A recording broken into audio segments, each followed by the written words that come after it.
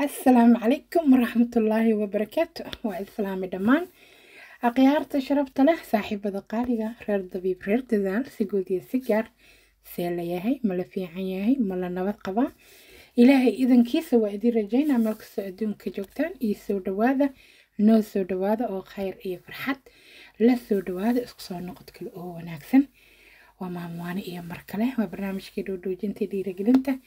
soo dhawaada qolalka hoose waa ma cuntaa ma cabtaa ma bilowday haddaa bilowdayna wixii ku roon ha joojinin haye dhiirigelinta intaa dhegaysanaysaan ilaahay idankiisa cindigiina la kaashada ilaahay ka sakow soo dhawaada si kastaba ha noqotee dadaalkaaga dhan kasta ka fiiri allahana kula garab galo aamiin waxyaabo badan ee dhakhaatiirta idiin sheegi karinaa jirto ila gara sheekada sababta oo ah ma maamulaan mana maareeyaan adiga qaabka u nooshahay mararka qaarna xataa advice kaama sii karaan sida ducayso isdeji naso nafaqayso qoys isjecel noqda dadka dad kuugu dhow dad wanaagsan inay noqdaan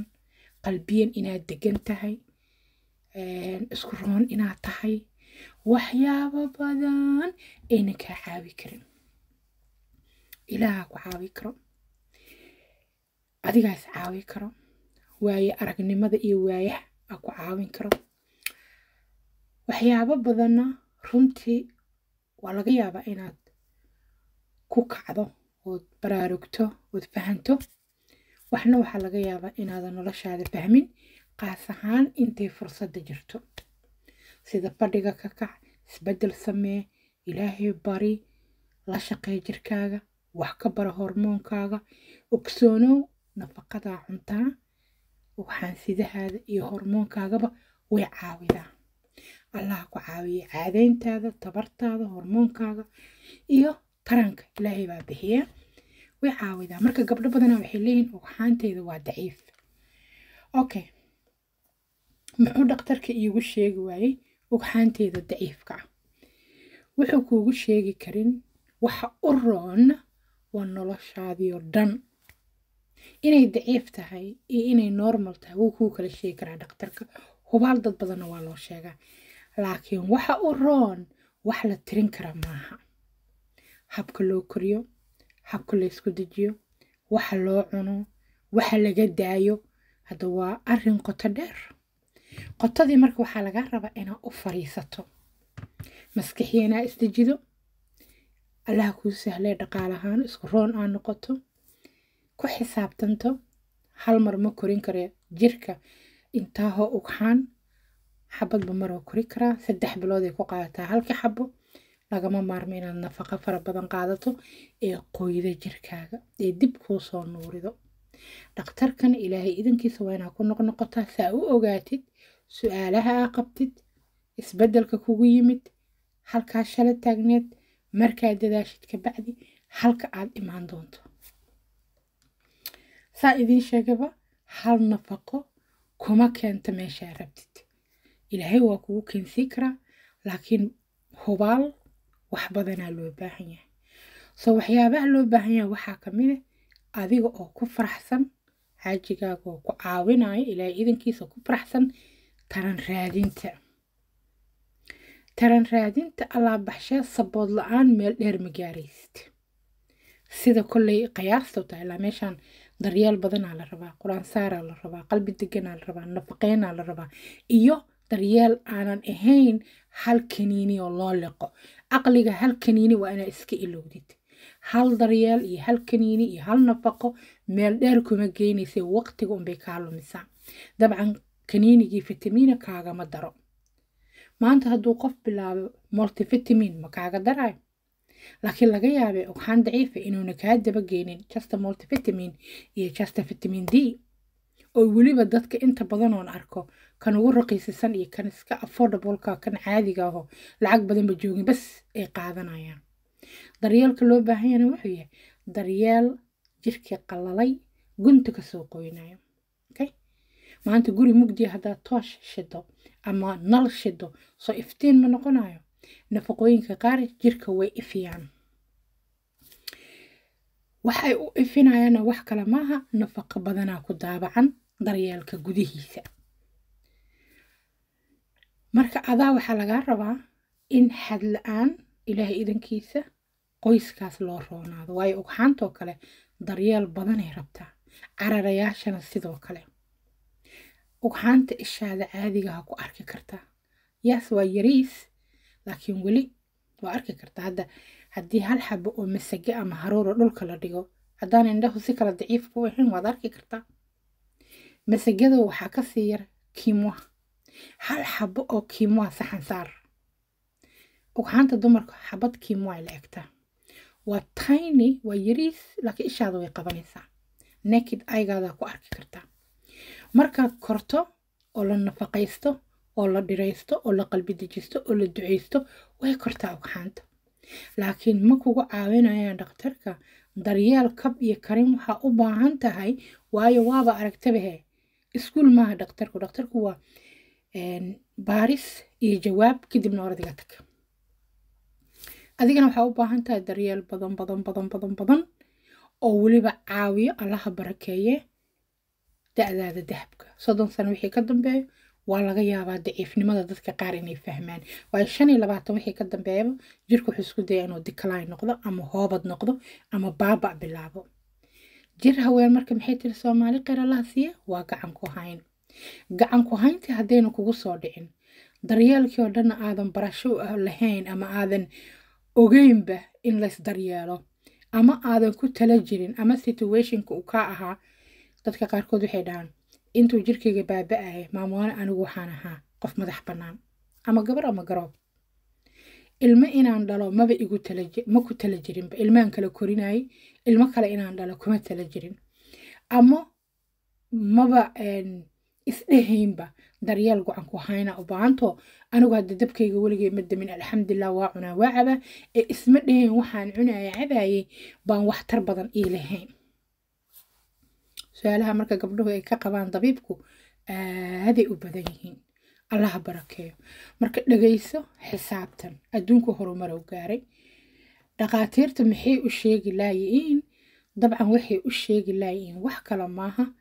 ayagu howshooda waa kasoo baxeen. hadday kaa baareen hormoon, waxa uu yahay hormoonkaagay kuu sheegaan waana iska baxaan. haddii lagugu sheego wax kaloo siyaada ah ka alla magan, qof walba allah u fududeeye waa kuu sheegan waa iska baxaan. taas waa loo dhahaa adeeg ma cabsadee ninkiisaa cabsado, ilaahay baa laga cabsadaa. okay, daryeelkan marka xad la-aanta ah yay ku habboon tahay. qof walba sida uu dantiisa ugu muhiimsan tahay ayuu ku habboon yahay. maanta gabar dhaqmaysa oo dhalayso cunno nafaqo leh inay cunto unbaa ku muhiima, sax? laakiin dadka qaarkood runtii cillado badanaa ay kala kulmaan, xataa iyadoon taranka ahayn, caafimaadka guud, daryeel la-aanta ama gacan isku qabasho la-aanta. waxaa jirta hadda gabdho early menopause galay ama si degdega u dhalmo dhigaayo jirkooda siduu soo sheegay, ama haddii la baaray jawaabtii ay noqotay gabdhihii waxaa ku bilowma already isbeddelkii oo weliba degdeg ku yimid oo dhibaato cusub wato, iyo isbeddelkii oo ku helay ayagoo bilaa nafaqa ah. da-dii baan hiilinayn, jir bilaa nafaqahan hiilinayn, hamigii taranka xataa waxbaa ka sokay sida xanuunka, garaaca, caadalaanta iyo niyad jabka. sidoo kalena sheekooyin saan oo kale la dhageysto dadka qaar ma haystaan, lagu qalbi diirsado sida nafta loo guubaabiyey aynan aqoonin, ama waxyaabo badan ayna sameyneynin, ama dan dhaqaale ha ka reebto ama aqoon la-aan ha ka reebto. waayo dadka qaar aqoon uma laha dhexgalka bulshada, dhageysiga dadka, la kaashiga caqliga, isku ogolaashada nafaqada, iska beddelka nafaqadii ay yaqaaneen, joojinta cunooyinka bilaa fitamiinka sida sabaayadda ama kimista oo kale, jasta bur iyo milix la isku qasalaa waayo biyo kulul ama biyo qandaco yaro diirsan, sax? marka wixii iyadoo la dubay bay kala nafaqo badan yihiin, waayo waxa laga dubay waayo. plain flour markaa ka samaysato kimis ama sabaayad, ama aa ka samaysato bur nafaqo leh, wax waxtar leh, yaas dhadhankaa taqaana maaha, laakiin nafaa imaatee. hadhow dadku waxay leeyihiin jirkeyga inuu cimri degdego ma rabo fertilitygeyga ama tarankeyga inuu cimri degdego ilaahay baa wax leh ma rabi isbedelkana ma ogoli so waa inaad wax ka tanasushaa haddaad celcelinayso jir haween waa gacan ku haynee dantaada waa inaad wax ka tanasushaa ilaahay idankiisa carabkaagu wuxuu rabaa shaahi uu yaqaanay qada iyo quraaci casho wixii uu yaqaanay naftaada freedomka anytime aad rabta iska seexanaysidaa taqaanid laakiin dastuuraan raacaa haddaad tirahdid waa inaad xisaabtantaa danta aa u samaynaysidna waa inaad raalli ku noqotaa ganuunac lama rabo xanaaq lama rabo dhafar lama rabo dayac aad awood u leedahay inaad nafaqaysato haddana aadan ogolayn lama rabo marka kobcinaan samaynaaba haddaad tirahdid ama caafimaadkaygaan wax ka bedelaa ama ugxaantaydan kobcinaa daryeelka ugxaan kobcinta waa inaad daacadu noqotaa